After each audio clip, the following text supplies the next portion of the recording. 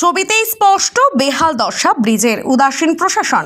বেশ কিছুদিন আগে আমরা দেখিয়েছিলাম ধূপগুড়ি মহকুমার ডাউকিমারি বাজার থেকে জলঢাকাগামী রাস্তায় টাকানাকা ব্রিজের কি বেহাল দশা। ব্রিজের লোহার খুঁটিগুলো জং ধরে ভেঙে কার্যত কঙ্কালসার অবস্থায় রয়েছে।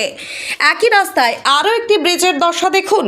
এই ছবি ডাউকিমারি থেকে জলঢাকাগামী রাস্তায় ভান্ডানি বাজার সংলগ্ন গিলালপাড়ার ব্রিজের দুধারে রেলিংগুলো ভেঙে গিয়ে কি অবস্থায় রয়েছে দেখুন।